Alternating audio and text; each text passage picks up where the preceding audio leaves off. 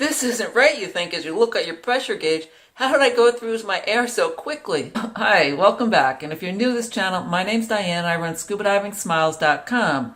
And this channel is all about sharing tips, tricks, and techniques with beginning divers so they can improve their dive skills and have less stress and more fun on their very next dive. Now, this first tip I want to share with you on how to save air while scuba diving begins before you even get to the dive boat or to the dive shop. And that is to get there early. Yes, get there early. Because the last thing you want to do is be rushing on the boat, rushing to the shop, and you're going to be all anxious and all out of sorts before you even get underwater. You want to have time to get there, get checked in, get on the boat, so you're not rushed. Sit down while you're going to the dive site, assuming this is a boat dive.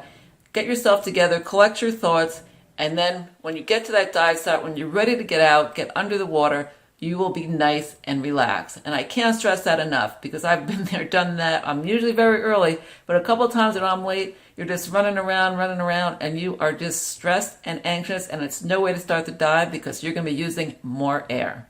So tip number 1, get there early. So tell me, have you experienced that like me? Have you ever been rushed when you got to the dive boat and you didn't really quite feel ready to descend when the dive mares are said to go under? Tell me in the comments below.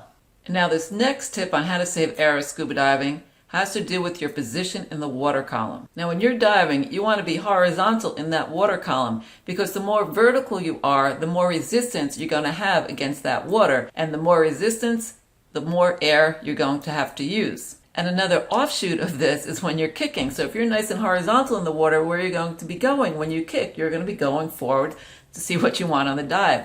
But if you're like this in the water column and you're kicking, you're going to be propelling yourself up. And like I said before, if your position is like this in the water column, that's more resistance to the water and that's more air you're going to be used. You want to get horizontal and stay horizontal as much as you can. And if you do find yourself going more vertical in the water column, no matter what you do, you might have to adjust some of your equipment. So you're just going to have to experiment and see what works for you. Perhaps you can move your weight around on your weight belt or put in a different pocket if you have an air integrated BC. You can adjust the straps on your BC because that's going to influence where the weight is distributed on your body. You can adjust the position of the tank on your body too. That might help level you out a little bit. So if you do find yourself going vertical in the water column, try and make these little adjustments here and there and see if that helps you stay horizontal the way you want to be. And now the next tip on how to save air while scuba diving is to be aware of your breathing patterns.